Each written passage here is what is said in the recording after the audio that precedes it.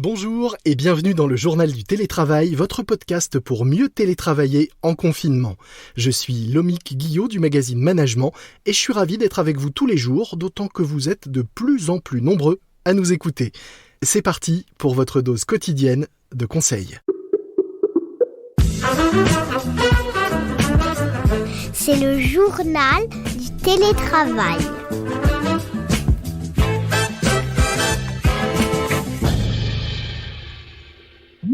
Aujourd'hui, j'accueille Niva Sintès, directrice de Parnasse. Bonjour. Bonjour Lomik, comment allez-vous ? Très bien. Pour ceux qui ne connaissent pas Parnasse, rappelons ce que c'est le service très haut de gamme et ultra personnalisé d'Orange destiné à des clients VIP, entrepreneurs, chefs d'entreprise, grands voyageurs ou personnalités.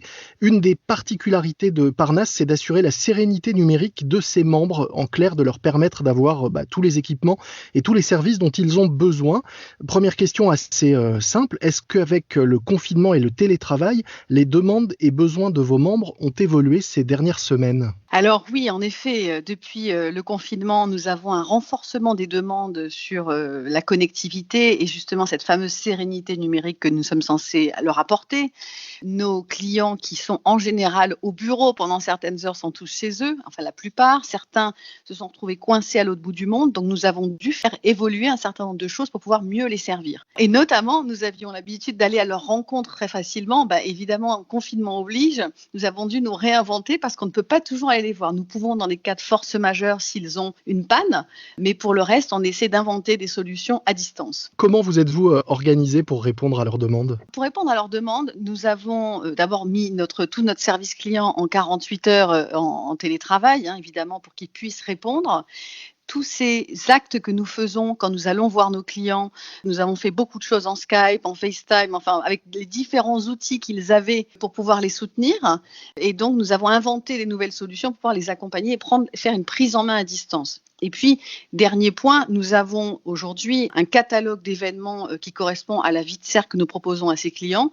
Là encore, on a dû revoir la programmation et la rendre digitale. Et nous l'avons fait notamment grâce à des partenaires, mais aussi notamment grâce à des membres qui nous ont proposé des contenus. Je pense à certains chefs qui se sont filmés dans leur cuisine avec leurs poêles, proposer des recettes aux membres Parnasse. Ça, c'est effectivement original. On voit le succès en ce moment des émissions culinaires à distance.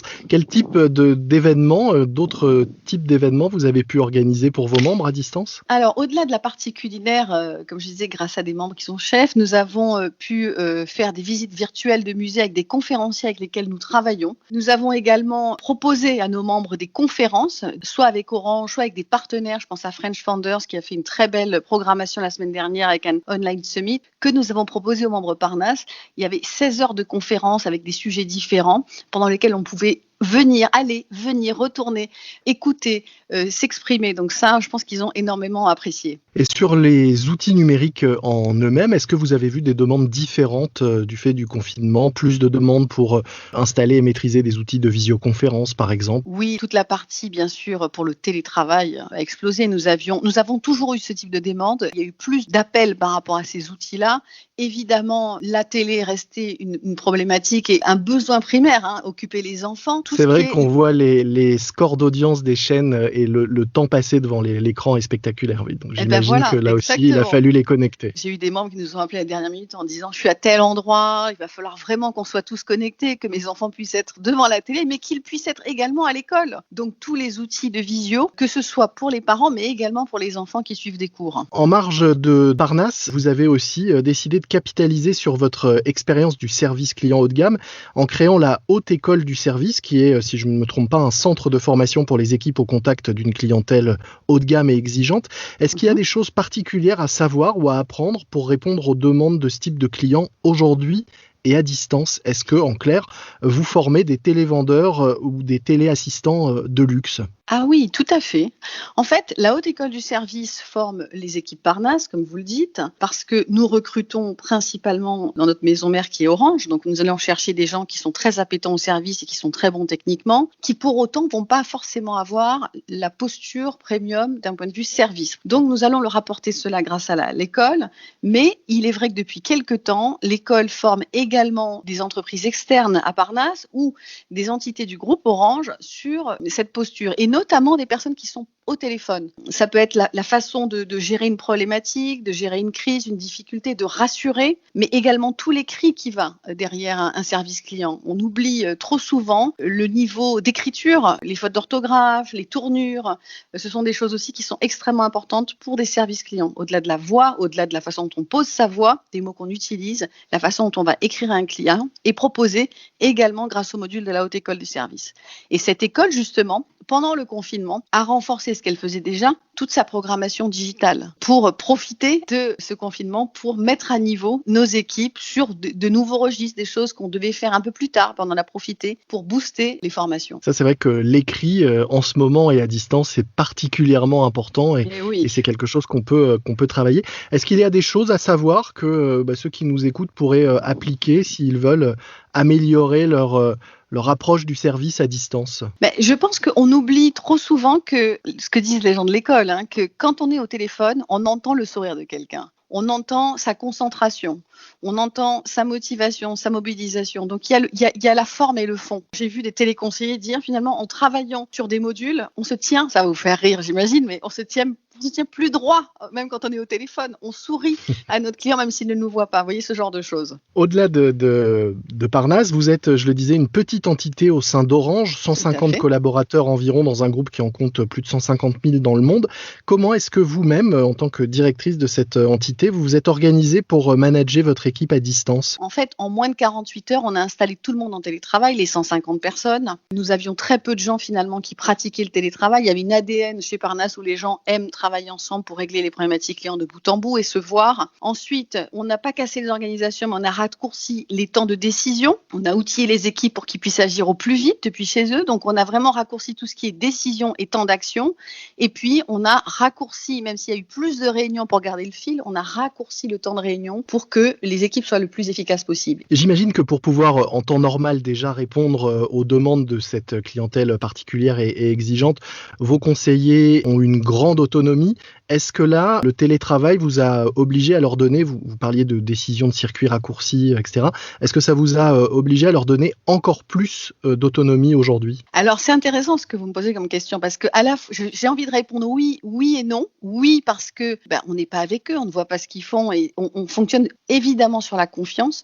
Néanmoins, on voit que les salariés ont besoin du management et de leurs collègues. Et donc, le fait d'être loin veut dire qu'à la fois, on compte encore plus sur leur autonomie, mais on est obligé de resserrer des liens par la voix et par des calls. Donc, à la fois, ils ont l'autonomie, on leur a donné des marges de manœuvre et de l'autonomie pour travailler avec leurs clients et s'adapter aux problématiques des clients, mais en même temps, on a resserré sans doute, je disais avec des réunions plus courtes, mais des réunions plus fréquentes parce qu'on voit bien qu'ils avaient envie et qu'ils avaient besoin d'un certain cadre et d'une proximité par rapport à leur ligne managériale, mais aussi beaucoup par rapport à leurs collègues. En tant que dirigeante, qu'est-ce que vous retiendrez de cette crise? Qu'est-ce que vous en garderez de façon concrète dans votre management au quotidien? L'importance du collectif et la capacité du collectif à être agile. On l'a dit, on a été créatifs et les gens ont réagi de façon extrêmement rapide. Et on a été parfois surpris par certaines personnes qui étaient beaucoup plus rapides qu'on ne le pensait. Ce collectif, il tient à cette présence. Donc, il faut trouver, ça c'est le deuxième enseignement, une bonne présence pour que le collectif fonctionne, par la voix notamment, par l'image parfois lorsqu'on est en visio, mais trouver le juste milieu. La deuxième chose, c'est rassurer les équipes, mais aussi de leur dire les choses, de parler vrai. Nous sommes là, nous vous protégeons, nous restons ensemble, mais aussi dire nous sommes humains, nous sommes fatigués. Moi, j'ai souvent dit je suis fatiguée. Ça, c'est très difficile à faire, mais je suis confiante, on va y arriver. Mais je ne vous cache pas, ça va être difficile. Il faut se dire les choses. Je pense que personne n'attend dans des moments comme ça qu'on soit dans un monde de bisounours. Troisièmement, c'est le fait qu'on jongle entre un management très court-termiste. On règle des problématiques à l'heure, à la minute, mais aussi on se met sur des sujets de fond. On en profite, comme je l'ai dit avant, pour de la formation, traiter des dossiers qui nécessitent plus de temps en instruction. Et quatrièmement, l'importance de l'écoute. J'ai beaucoup parlé de collectif, mais j'ai envie de parler de l'individu. On est obligé de se dire, il faut écouter encore plus pour déceler des gens qui peuvent avoir des problématiques individuelles parce qu'ils sont seuls ou parce qu'ils sont très sursollicités par des enfants en bas âge, plus le boulot, plus peut-être un espace qui n'est pas adapté au travail. Et donc leur proposer plusieurs canaux d'écoute. Ça peut être les collègues, le management, le médecin du travail, etc. Il faut qu'on continue à travailler le collectif, l'écoute et cette façon de jongler entre du court terme et des sujets de fond. Voilà qui parlera, j'en suis sûr, à beaucoup. Merci beaucoup, Niva Sintès. Vous êtes, je le rappelle, directrice de Parnasse, le service très haut de gamme et personnalisé d'Orange destiné aux clients, vous le disiez, entrepreneurs, VIP, chefs d'entreprise et autres. Et merci, car plus que jamais en cette période, on a besoin de lignes téléphoniques qui fonctionnent, de personnel au bout pour nous répondre et de tous ces outils numériques que vous installez, que vous expliquez à vos clients au quotidien via Parnasse. Merci le mec. C'est la fin de notre JT, le journal du télétravail. Un morceau à ajouter à votre playlist de confinement. Puisqu'on parlait de téléphone, je vous propose d'écouter Téléphone-moi de Nicole Croisille. Parce que c'est vrai qu'en cette période de visioconférence à tout crin, un simple coup de fil, c'est reposant. Et ça fait du bien. Et puis un podcast que je vous recommande, 40 nuances de Next, un podcast dédié aux entrepreneurs de demain, avec des interviews de Frédéric Mazzella de Blablacar ou encore de Julia Bijawi, cofondatrice de Frishti. 40 nuances de Next à écouter sur Apple Podcast notamment. Notre podcast, vous le retrouvez sur le site management.fr ainsi que sur toutes les plateformes et applis de podcast. N'oubliez pas de vous abonner pour ne manquer aucun nouvel épisode.